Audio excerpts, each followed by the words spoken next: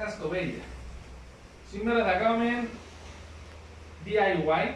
Θα χάσουμε που μόνοι μας το αποχωρητήριο.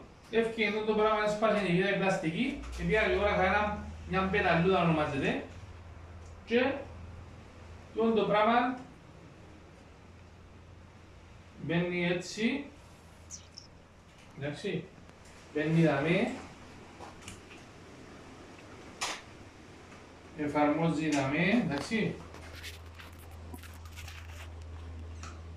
και τούτο, γιατί φτιάχνει τούτο, μας τρελάνει όλους, πρέπει να είναι έτσι, έτσι που είναι άλλη, και εγώ φορές φορά το κάνω, συγχωράτε με, γύρισα από την άλλη, τώρα δεν φτιάχνει με τίποτε, αν δεν στη μέση, πάει δαμέ.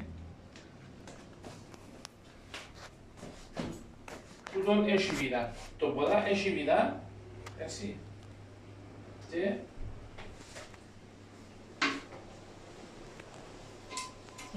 μπαίνει πολύ να βγάλουμε τη βίδα του τούτου, σίγουρα το λέω για να μπαίνει βασικά.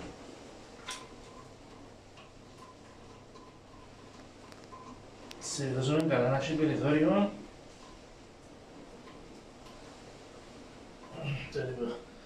Για να μπορούμε να τραβήσουμε να πάμε.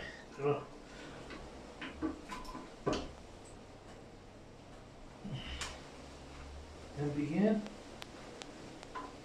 Οκ. Δεν πήγε σε τ' άλλο.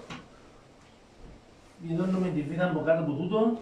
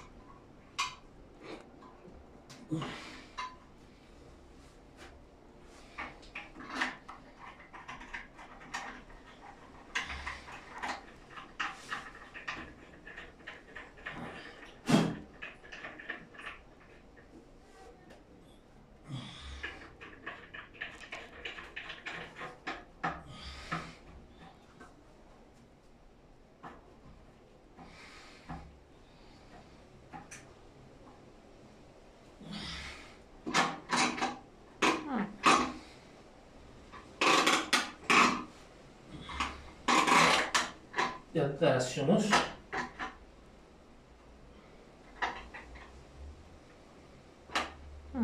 Πρέπει να ταράσει.